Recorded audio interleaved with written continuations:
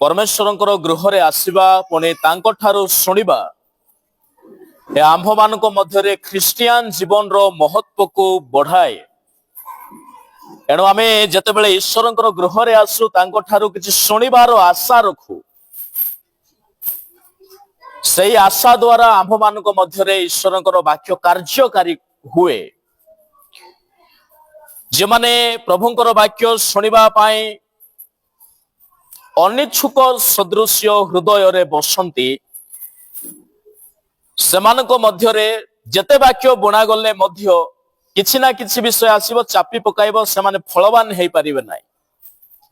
एणु ईश्वरंकर बिहन सेई भूमि रे फल फळे जे भूमि उर्वर थाए।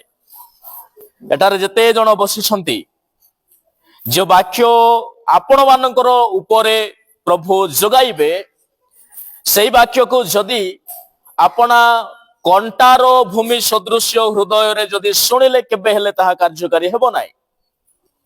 मो प्रिय भाई भणी माने मनुष्य जीवन रो एकमात्र मौलिक विषय जहारी पाई मनुष्य सबु बेले जत्नवान हुए। गोटे मनुष्य सबु बेले परिश्रम करे, गोटे मनुष्य सबु बेले सतर्क हुए। आउ ताहा होची ताहारो जीवन। आम जीवन नष्ट न हो, आम जीवन अधपतित न हो, आम जीवन कौन सी प्रकार बदनाम न हो, आम जीवन रे सब बेले उत्तम आशीर्वाद युक्त शांति उल्लासर विषय सब बेले थाउ बोली आमे सब बेले जत्नवान हेउ। मनुष्य आमे आम जीवन को सब बेले स्तर पर स्तर आमे ताहाकु टिके उच्च उच्च करी करी करी करी नेउ। कौन सी लोक चाहती ना जे आज आपण जो अवस्था रे अछंती आगामी जीवन रे मध्य सेमिति ही थिबो बोली कौन सी लोक केबे चाहती नाही। आमे सब बेले निजर लाइफ को, लाइफ स्टाइल को, वे ऑफ लाइफ को सब बेले स्तर पर स्तर समय अनुसारे परिश्रम अनुसारे आमे बढ़ाइबा पाई चेष्टा करू। आउ ताहा मध्य समस्तंकर प्रथम प्रायोरिटी रे थाए। तो सब मनुष्य गोटे जर्नी रे आम्भे माने अछु, सेई जर्नी रे मेन डेस्टिनेशन हला जे आम्भे माने आमर जीवन को प्रोटेक्टिव करिवु, बिल्ड अप करिवु, ब्लेस्ड करिवु। आम लाइफ रे सब प्रकार उत्तमता को रखिबु।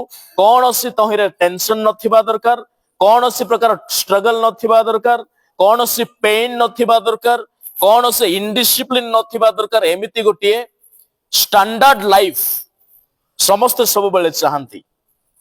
मु आपण मानकु कहबा पाई चाहे आपण केबे जीवन को बुझी छंती कि कोनटा सेटा, व्हाट इज लाइफ।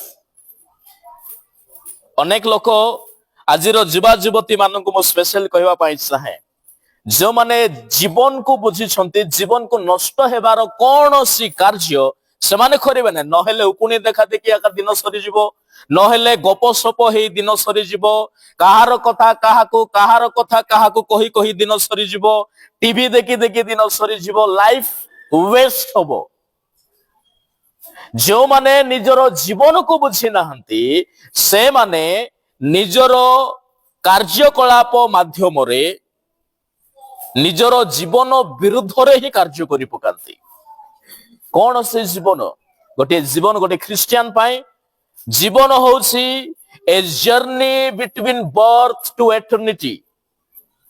आपणकर जन्मरु आउ एक अनंत कालीन जीवन पाइबा पर्यंत आमर जीवनर जो यात्रा अछि ताहाकु लाइफ बोली कहा जाए। ब्रेथिंग को लाइफ बोली कहा जाए नहीं। श्वास प्रश्वास धारी मनुष्य आम्भे माने आमे जीवित रहिबा पाई श्वास नेउ। जीवनर मध्य वेरियस टाइप्स अछि। के कहंते मोर पर्सनल लाइफ, के कहंते हमर फैमिली लाइफ, हमर सोशल लाइफ, मोरल लाइफ, के कहंते my Christian life, spiritual life. आपण को जीवन पाइछंती बाइबल अनुसार जड़े विश्वासी निजर शरीर रे निजर मध्यरे प्रभुंकर जीवन धरिकी आग को बढ़े ताहाकू कहा जाए ख्रिस्टियान जीवन। अन्य भाषा रे कहबाकू गले ख्रिस्टंकर जीवन। Family is yours but life is Christ, life is of Christ. आपणकर परिवार किंतु जीवन कहार? ख्रिस्टंकर। आपण बंचुछंती, you are living in society but you are living with the life of Christ. मो प्रिय भाई और भणी माने जोहन 14:6 कौन लिखा अछि? जीवन ख्रिस्टियान जीवन माने कौन?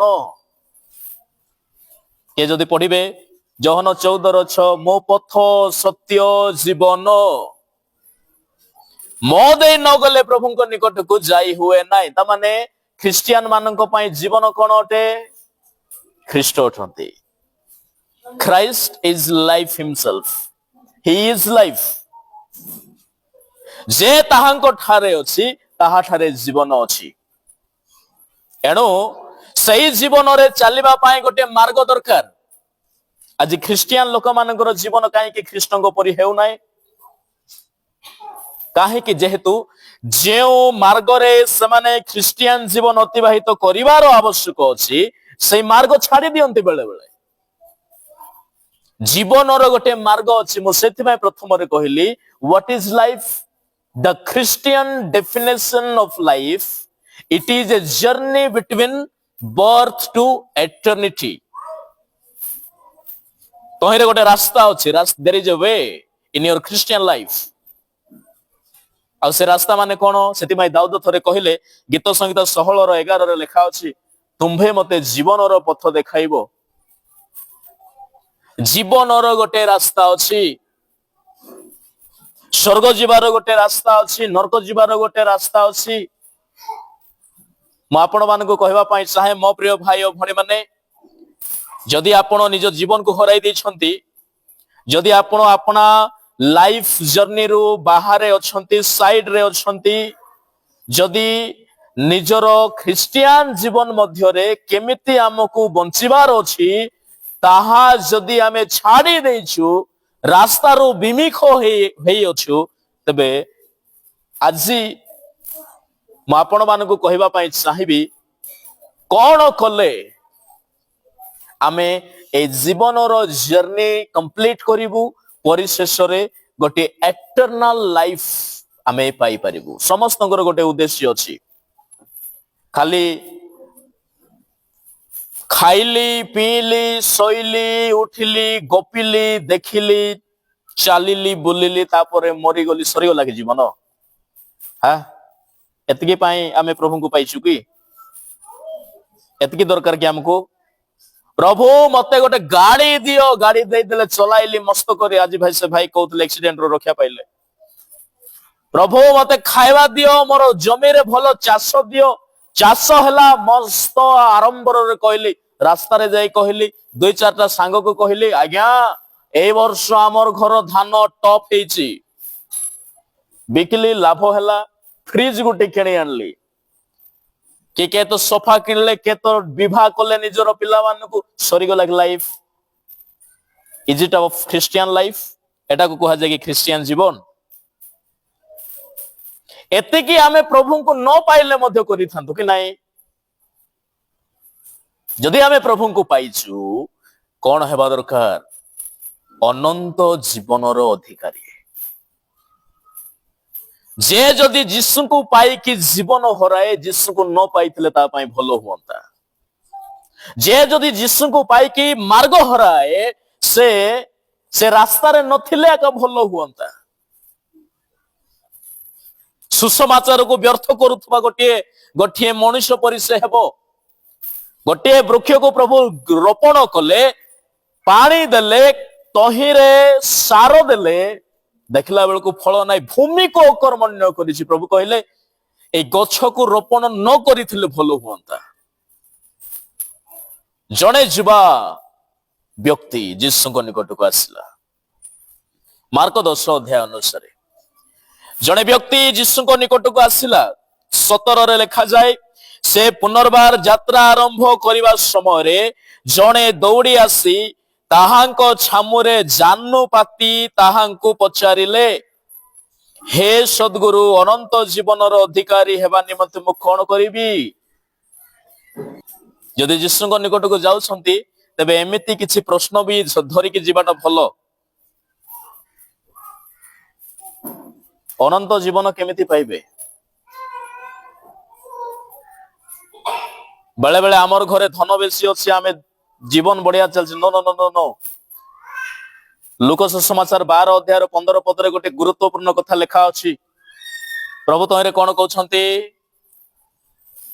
कौन सी प्रकार लोभरु निजको पृथक करि रख जेहेतु मनुष्यर जीवन ताहार संपत्तिर प्राचुर्य उपर निर्भर करे नाई।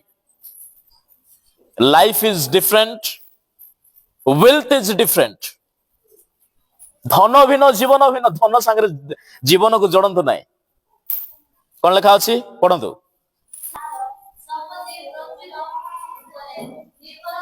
जने लोकर जीवन ताहार संपत्ति उपर निर्भर करे नाई। धन आमको एई जगत रे जीवित रहिबा पाई सहाय्य करे। धन अछि आपनक पाखरे टिके साहस थिबो मोर काले देह खराब हे गले मो संगे संगे मेडिकल को जाई परिबी। जीवन संगे किछि किछि ताहिरो मायने रखे नाई। एठारे जने लोक मध्य आसिला किए से लोक केमतिका लोक हेथिबो टिके ध्यान दे सुनो। टिके इंटरेस्टिंग कथा अछि। ए व्यक्ति आसिला माथ्यू सुसमाचार अनुसार एई व्यक्ति जने युवक थिला। माथ्यू 19:20 रे लेखा जाए जने युवक यीशुଙ୍କ निकट को आसिला। मार्करे से लोकर परिचय को टिके गुप्त रे रखा जाए। से केमितिका लोक कोन करूथला कोठीर लोक किछि लेखा जाए नै मार्क सुसमाचार रे। किंतु अन्य सुसमाचार मानकरे आमे देखु जे से जने किए युवक लेखा अछि कि पढ़ंतु। सेई युवक तामाने एई जो भेंडिया पिला यीशुଙ୍କ निकट को धाई कि आसिला। आज रो भेंडिया मान को कहबा पई चाहे भाई माने भौणी माने केबे एमिति क्वेश्चन अछि कि आपनक जीवन रे जे आपनकु यीशुଙ୍କ निकट को धाई धाई जाई पचारिबा को पड़िसी। केबे पचारि छंती यीशुଙ୍କୁ प्रभु अनंत जीवन मो केमति पाइबी? गोटे भेंडियार मुखरे गोटे भेंडियार मस्तिष्क रे प्रकार चिंतन जे मोर जीवन केमति हेबो। गोटे युवा भाई माने मु आपण मानकु कहबा पई चाहे यौवन काल रे लाइफ खोजिबो। लाइफ लाइफ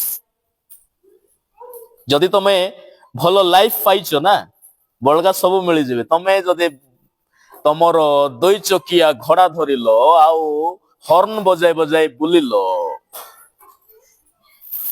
को मनीष को केबे लाइफ बोली को नाय। आमर लोक मन सेटा तो कहउछंती। से प्रथम मनीष तार स्त्री को थरे लाइफ बोली बोली कहला। देखला बेलको 2 जण जाको एदन उद्यान रो बहिष्कार हे गले। को मनीष को लाइफ बोली केबे कहो नाय। से मोरो लाइफ है मोरो लाइफ है मोरो भविष्य ए सब करिकी लोके जीवन ठारू बहुत दूर को चली जाइछंती। गोटे भेंडिया पुओ यीशुଙ୍କ निकट को आसी कहूची अनंत जीवन प्रभु मु केमिति पाइबी। द्वितीय रे से युवक रो आउ कोन परिचय? लूक सुसमाचार 18 अध्याय 18 पद अनुसार सेई जने युवक जे यीशुଙ୍କ निकट को धाई के आसीथिला से जने अध्यक्ष कि अटे से पढ़ो। जने अध्यक्ष ता माने नंबर 1 जो व्यक्ति यीशुଙ୍କ निकट को आसीथिला से व्यक्ति जने युवक अटे। द्वितीय रे ताहा पाखरे गोटे चाकरी मध्य अछि। चाकरी कोन? से जने रूलर। ओडिया रे अध्यक्ष लेखा अछि। इंग्रजी रे ही वाज ए रूलर। से जने रूलर माने शासक। अर्थात जने चाकरी बाकरी पाई थिबा जुबा यीशुଙ୍କ निकट को आसी पछारला अनंत जीवन मु केमति पाइबी। आउ कोन? से जेतेबेले यीशुଙ୍କ निकट को आसुची ତାହାର ନୈତିକ ପରିଚୟ ଦେଖନ୍ତୁ କେତେ ସୁନ୍ଦର ଲାଗେ ଦେଖିଲେ। ଲେଖା ଅଛି ବାଇବଲରେ ମାର୍କ 10:22 ଅନୁସାରେ ତାହାର ବହୁତ ସମ୍ପତ୍ତି ଥିଲା। ଜଣେ ଧନୀ ଯୁବକ ଆଉ ଜଣେ ଅଧ୍ୟକ୍ଷ ସେ ଯୀଶୁଙ୍କ ନିକଟକୁ ଆସିଲା, ଆସିକି ଜାନୁ ପାତିଲା। 17ରେ କଣ ଲେଖା ଅଛି? ସେ ଜାନୁ ପାତିକି ଯୀଶୁଙ୍କ ନିକଟରେ କହୁଛି, ଯଦି ଆମର କାହାର ପାଖରେ ଗୋଟେ ଧନ ଟିକେ ଥାଉ, ଭେଣ୍ଡିଆ ହେଇକି ଥାଉ, ଆହୁରି ଅଧ୍ୟକ୍ଷ ପୋଷ୍ଟ ଯଦି ଥାଉ, କାହାକୁ ପଚାରବେ କି ସେମାନେ? ମୁଇଁ ପାୱାରଫୁଲ ହେଇଗଲି, ବାବା ବାବା ବାବା ସେ ପାୱାର। କାହାର ସାଙ୍ଗରେ କଥା ହେବେ ସେମାନେ? କାହାକୁ ମୁଣ୍ଡିଆ ମାରିବେ ନା ଦୁନିଆର ଲୋକ ମତେ ମୁଣ୍ଡିଆ ମାର ବୋଲି ଚିନ୍ତାଧାରା ରଖିବେ ସେମାନେ? କଣ ରଖିବେ? ପଚାରବେ? ଅଧ୍ୟକ୍ଷ ରୁଲର, ହି ୱାଜ ରୁଲର। ସେ ଯୀଶୁଙ୍କ ନିକଟକୁ ଆସିକି ଜାନୁ ପାତିକି କହୁଛି, ବହୁତ ସମ୍ପତ୍ତି ଥିବା ଜଣେ ବ୍ୟକ୍ତି, ଅର୍ଥାତ ତାହାର ନୈତିକ ପରିଚୟ ସ୍ୱଭାବ ଦେଖ। ତୃତୀୟରେ କଣ ସେ କହିଲା? ହେ ସଦ୍ଗୁରୁ, ମାନେ ଯୀଶୁଙ୍କୁ ଗୋଟେ ଐଶ୍ୱର୍ଯ୍ୟ ସମ୍ମାନ ସେ ଦଉଛି। ଈଶ୍ୱରଙ୍କୁ ଛାଡିକି ଜିହୁଦୀୟ ପରମ୍ପରାରେ କାହାକୁ ସତ୍ ବୋଲି କହିବାର ପରମ୍ପରା ନଥିଲା।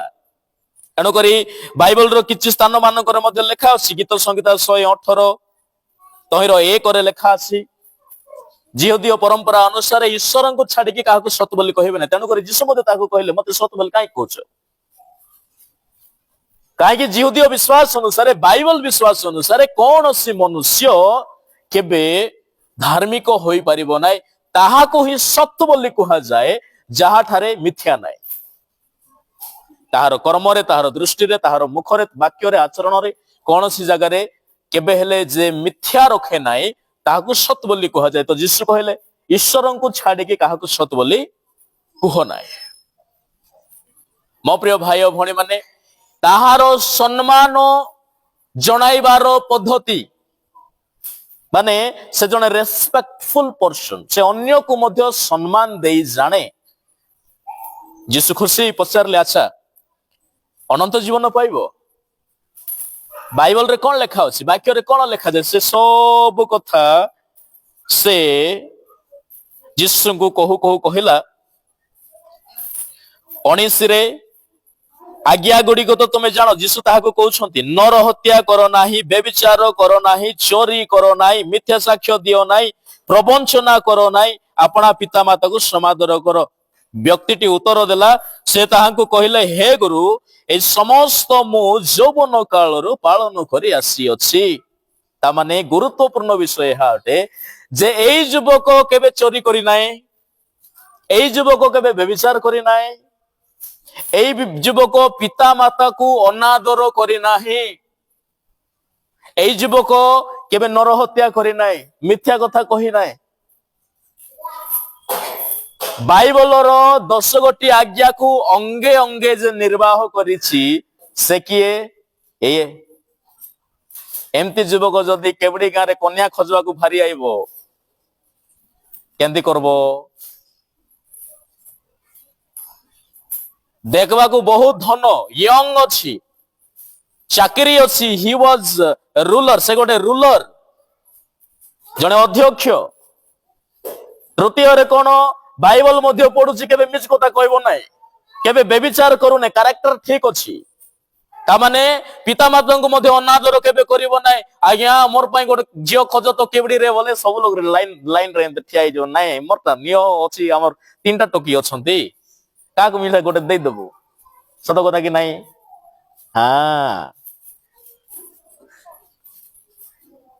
ସେଥିପାଇଁ ଭେଣ୍ଡିଆ ମାନେ ଏମିତି ହୁଅ ତେବେ ଆଗ କନ୍ୟା ମିଳିବ, ଏମାନେ ସବୁ କହିଲେ। ଏବେ ତାହେଲେ କୋଉଠି ମିଳିବ? ଏମିତି ବର ତ ଖୋଜୁଛୁ ନା ନିଜର ଝିଅ ପାଇଁ? ନା ଆରି କେସଟା ଅଛି, ନର ହତ୍ୟା କରୁଥାଉ, ମିଥ୍ୟା କଥା କହୁଥାଉ, ଚୋରି କରୁଥାଉ, ଗଲା ପରା ବର ଦରକାର କି? ତେବେ ଏଇ ବ୍ୟକ୍ତି ଆସିଲା ଯୀଶୁଙ୍କ ନିକଟକୁ, ଯୀଶୁ ତାହାକୁ ଭଲରେ ଦେଖିଲେ। ଦେଖ ସବୁ ମୁଖରେ ସମ୍ମାନ ଦଉଥିବା, ବାଇବଲର ଜ୍ଞାନ ଦେଖାଉଥିବା, କିବା ବ୍ୟାଙ୍କ ବାଲାନ୍ସ ବେଶୀ ରଖିଥିବା ଲୋକ ଭଲ ଆକା ହେଇଥିବ ବୋଲି କେବେ ଭାବିବ ନାଇଁ। କଣ ଆଥାରେ ଉଣା ଥିଲା? ଯୀଶୁ ଅନାଇଲେ, ଦେଖିଲେ କଣ ଅଛି ଦେଖିବା ଟିକେ। ପ୍ରଭୁ ତାକୁ ବହୁତ ସ୍ନେହ କଲେ। ଯୀଶୁ ମତେ ଇମ୍ପ୍ରେସ୍ଡ ଗଲେ, ବା ବଢିଆ ଗୋଟେ ୟୁଥ ଗୋଟେ ଆଜି ମୁଁ ପାଇଲି। କହୁଛି ଯୌବନ କାଳରୁ ମୁଁ ଏ ସବୁ କ୍ୱାଲିଟି, ଏ ସବୁ କ୍ୱାଲିଫିକେସନ ମୁଁ ଅଲରେଡି ପାଇସାରିଛି। କିନ୍ତୁ ଯୀଶୁ ତାହାକୁ 19 ପଦରେ କଣ 21ରେ କଣ ଲେଖା ଅଛି? ଯୀଶୁ ତାଙ୍କ ପ୍ରତି ଏକ ଦୃଷ୍ଟିରେ ଚାହିଁ ତାଙ୍କୁ ସ୍ନେହ କଲେ ଓ କହିଲେ, ତୁମ୍ଭର ଗୋଟିଏ ବିଷୟ ଉଣା ଅଛି। ଏଠାରେ ଯେତେ ଜଣ ବସିଛନ୍ତି ମୁଁ ଆପଣ ସମସ୍ତଙ୍କୁ କହିବା ପାଇଁ ଚାହେଁ, ଆପଣଙ୍କ ଜୀବନରେ ସବୁ ବିଷୟ ପୂର୍ଣ୍ଣ ହେଇକି ଅଛି ନା ଉଣା ଅଛି? ଯଦି ଉଣା ଅଛି କଣ କରିବେ? ଆପଣା ଜୀବନରେ ଯଦି ପ୍ରାର୍ଥନାର ଉଣା ଅଛି, ବିଶ୍ୱାସର ଉଣା ଅଛି, ଆପଣା ଜୀବନରେ ଯଦି ପ୍ରଭୁଙ୍କର ନିମନ୍ତେ ଯେଉଁ ଉଦ୍ଦୀପନା ଥିବା କଥା ଯଦି ଉଣା ଅଛି, ବି କେୟାରଫୁଲ। ଅନନ୍ତ ଜୀବନ ପାଇବା ଜର୍ଣ୍ଣିରେ ଆପଣ ଅଛନ୍ତି। ଯଦି ସେ ଭିତରେ କୌଣସି ବିଷୟ ଯଦି ଉଣା ହେଇଗଲା, ଆମେ ଈଶ୍ୱରଙ୍କର ଜୀବନ ପାଇପାରିବା ନାହିଁ। ଯୀଶୁ ତାହାକୁ ଅନାଇଲେ। କେହି ହେଲେ ଆମର ଗାଁରେ ଯଦି ଏମିତିକା ଯୁବକ ଗୋଟେ ଥାନ୍ତା, ଯୁବତୀ ଗୋଟେ ଥାନ୍ତା, ଆମେ କେବେ କହିପାରିଥାନ୍ତୁ କି ଏ ଅନନ୍ତ ଜୀବନ ପାଇବ ନାହିଁ ବୋଲି? ନିୟମିତ ବାଇବଲ ପଢବା ଲୋକ, ୱାହ, ସବୁକୁ ଦେଖୁ ଦେଖୁ ଆଜ୍ଞା ନମସ୍କାର, ଆଜ୍ଞା ଜୁହାର ବୋଲି ଖାଲି ଆସି ମୁଣ୍ଡିଆ ମୁଣ୍ଡିଆ ମୁଣ୍ଡିଆ ମୁଣ୍ଡିଆ ମାରୁଛି। ଏମିତି ଲୋକକୁ ଆମେ ନରକେ ଯିବ ବୋଲି କହିହବ କି? କିନ୍ତୁ ଯୀଶୁ ବାହ୍ୟ ଦେଖନ୍ତି ନାହିଁ। ଆପଣ କେତେ ସୁନ୍ଦର ଦେଖାଯାଉଛନ୍ତି ରୂପରେ, ପ୍ରଭୁ ଦେଖନ୍ତି ନାହିଁ। ପରମେଶ୍ୱର ଅନ୍ତଃକରଣ ଦେଖନ୍ତି। ଆଉ ତାହାର ଅନ୍ତରକୁ ପ୍ରଭୁ ଯେତେବେଳେ ଝାଙ୍କିକି ଦେଖିଲେ, କଣ ଦେଖାଗଲା? ଲୋଭ। କଣ? ନମ୍ବର 1, ଯୀଶୁ କହିଲେ, ତୁମଠାରେ ଗୋଟିଏ ବିଷୟ ଉଣା ଅଛି। କଣ ଉଣା ଅଛି ଯୀଶୁ କହିନାହାନ୍ତି। ସେ ଉଣା କେମିତି ତୁମେ ପୂର୍ଣ୍ଣ କରିବ ତାହାର ତାରିକା ପ୍ରଭୁ ଦେଖାଇଲେ। କହିଲେ, ନିଜର ସର୍ବସ୍ୱ ବିକ୍ରୟ କରି ଦରିଦ୍ର ମାନଙ୍କୁ ଦିଅ, ମୋହର ଅନୁଗମନ କର, କୃଷ ଘେନି ମୋହର ଅନୁଗମନ କର। କଣ ଉଣା ଅଛି କହିନାହାନ୍ତି। କଣ ଉଣା ଅଛି ଆମେ ଏଠି ଆଲୋଚନା କରିବା। ମୁଁ ଆପଣ ମାନଙ୍କୁ କହିବି, ସେ ଉଣା ବିଷୟକୁ ପୂର୍ଣ୍ଣ ଯଦି କରିବାର ଅଛି, ଯୀଶୁ ଦେଖାଇଦେଲେ। କହିଲେ, ତୁମ୍ଭେ ଯାଇ ଆପଣାର ସର୍ବସ୍ୱ ବିକ୍ରୟ କରି ଦରିଦ୍ର ମାନଙ୍କୁ ଦାନ କର। ତାମାନେ ନିଜର ଅର୍ଜିତ ଧନରେ ସେ ସେବା କାର୍ଯ୍ୟ କରିବ, ଅନନ୍ତ ଜୀବନ ଯଦି ପାଇବାର ଅଛି। ଦ୍ୱିତୀୟରେ, ନିଜର ସର୍ବସ୍ୱ ବିକ୍ରୟ ମାନେ କଣ? ତାହାଠାରେ ଯାହା ଅଛି, କଣ କଣ ଅଛି? ଗୋଟେ ଯୌବନ ଜୀବନ ଅଛି। ଯୌବନ ଜୀବନରେ ସେବା କର, ସାକ୍ରିଫାଇସ କର। ତାଠାରେ ଗୋଟେ ପଦ ଅଛି। ଯୀଶୁ କହିଲେ, ସେ ପଦକୁ ଧରିକି ତୁମେ ସେବା କର। ଯୀଶୁ କହିଲେ, ଏଇ ଉଣାକୁ ପୂର୍ଣ୍ଣ କରିବା ପାଇଁ କୃଷ ଘେନି ମୋହର ଅନୁଗମନ କର। ମୁହଁ ଶୁଖିଗଲା। କେମିତି ହେଲା? କଣ ଲେଖା ଅଛି 22ରେ? ଏଇ କଥାରେ ତାଙ୍କ ମୁଖ ମଳିନ। ଓହୋ, ଦେଖ, ତାମାନେ ଏ ଯୁବକର 4ଟା ବିଷୟ ତା ଭିତରେ ଥିଲା। ମୁଁ ଯାହା ଅତି ସର୍ଟରେ କହିକି ସମାପ୍ତ କରିଦେବି। ଇଏ ଯୁବକ ନମ୍ବର 1, ସେ ଜଣେ ବ୍ୟକ୍ତି ଯାହାର ହୃଦୟ ଲୋଭରେ ଭର୍ତ୍ତି। ଆଉ ବାଇବେଲରେ ଲୋଭ ବିଷୟରେ ୱାର୍ଣ୍ଣିଂ ଦିଆଯାଏ। ପ୍ରଭୁ ତାଙ୍କର ଲୋକମାନଙ୍କୁ ୱାର୍ଣ୍ଣିଂ ଦିଅନ୍ତି। ଲୋଭ ଏହା ଏକ ସାଧାରଣ 2ଟା ଅକ୍ଷର ଥିବା ଗୋଟିଏ ଶବ୍ଦ ମାତ୍ର ନୁହଁ। ଏହା କଣ ଅଟେ? ଏହା ପାପର mother. लोभ पापर माँ अटे मन रखी तो पापर माँ भाई भौणी माने मिसाउछंती तेणुक जाकुब पत्र 1:15 लिखा जाए कामना गर्भ धारण करी पाप प्रसव करे लोभर माँ होउछंती पाप कौन पापर माँ होउछंती लोभ आपणकर हृदय जदि लोभ अछि पाप निहाती उत्पन्न हबो से लोभी लोक ही चोरी करिवो ये कहिला सिना मु चोरी करे नाई मु बेविचार करे नाई मु नर हत्या करे नाई मिथ्या कथा कुहे नाई किंतु काहा को जगह देछि भितरे आजि सिना करू नाई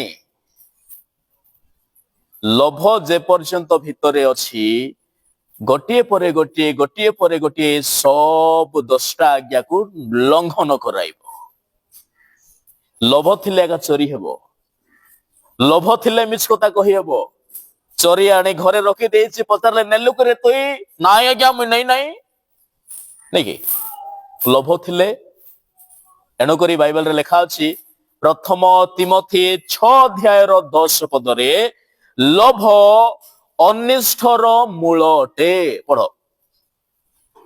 शीघ्र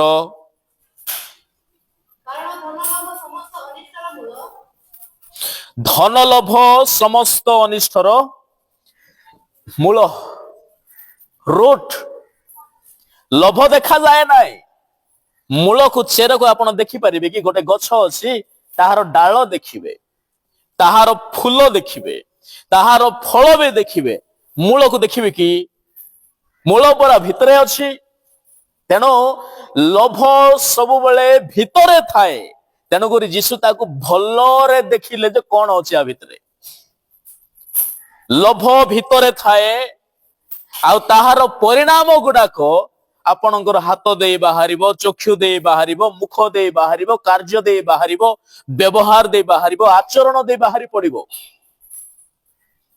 लोभ अनिष्ठर मूल सब प्रकार अनिष्ठ विषय गुडाक समस्त प्रकार क्षतिजनक विषय गुडाक लोभरु आसे लोभरु से धन लोभ हेउ जे कोनोसी लोभ हो सब विषय लोभ अछि धनर खाली लोभ नाही पद पदवीर लोभ अछि लोभ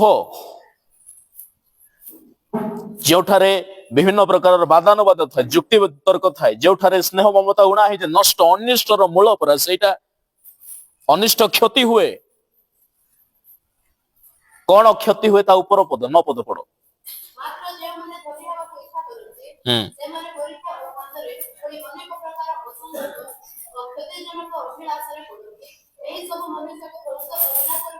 जो माने लोभरे रहंती से माने कौन परीक्षा रे पड़िबे नंबर 1 हवा जेमती पड़ला परीक्षा रे पड़ला जीवन हराइला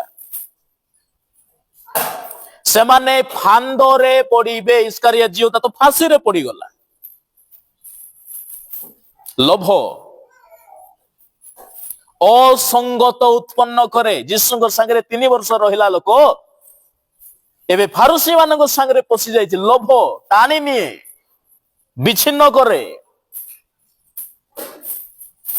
प्रभु सामसन को कहले जे तुमे आंभर लोक मानकू पलेस्टिय मानक ठारू रक्षा करिवो बोलला बेलकू एको को बेस्या मानक संगे संगरे रहउछि सब बेले लोभ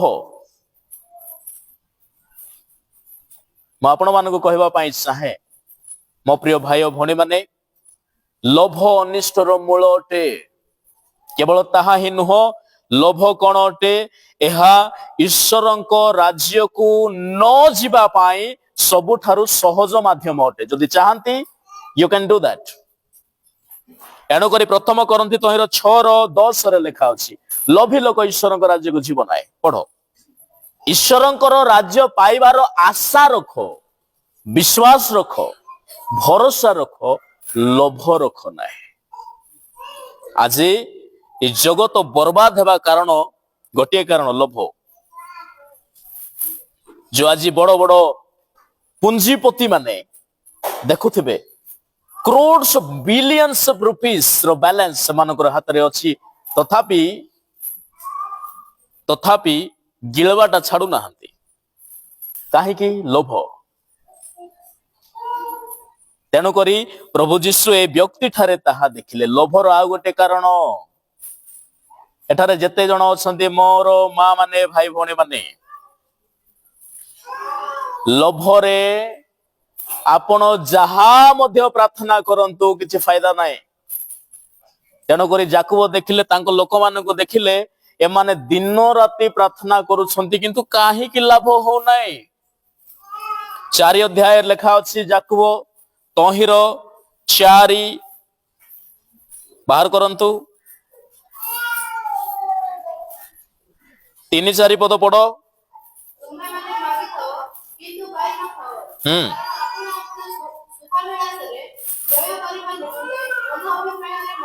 तुम्हें माने मागी थाओ पाई न थाओ सुख अभिलाष रे व्यय करिबा पाई जे माने मागंती से माने पाई न थांती मते तो साइकिल चलाइबाटा जणा नाही प्रभु मते हेलिकॉप्टर गोटे देई दियो तो बोली प्रार्थना जदी करो धराई देबे तुमको सेंती प्रार्थना तो हमको मो गोटे भलो ख्रिस्टियन हेबी बोलबाटा कहारो चिंता नाही मोर स्पिरिचुअल लाइफ केमती ग्रो करिवो कहारो चिंता नाही केते दिन आउ प्रभु को खाली सुस्थता का मागबो देखिवो जो दिन प्रभु आपन को छुईबे तम भितरे परमेश्वरंकर आत्मांकर उद्दीपना आरंभ हबो आपनक भितरे जदी प्रभुंकर शक्ति आपन फील करिवे स्पिरिचुअल लाइफ रे ग्रो करिवे ए रोग गुडा को थिबो नै सिठी पाउलंकर गोटे समस्या से प्रार्थना करी थिले गोटे एमिति समस्या शयतान रो दूत परी तांकर देहरे केही गोटे आसिकरी बिंधी पकाउची एडे बडो समस्या जदि आमे पढिबा द्वितीय करंथी तहिर 12 अध्याय पाउल कहले मु जेपरि गर्वी न हुए शयतान रो दूत कंटा परी मोर देहरे दिया जाईछि जहनंकर पुस्तक तहिर 17 अध्याय 3 पद अनुसार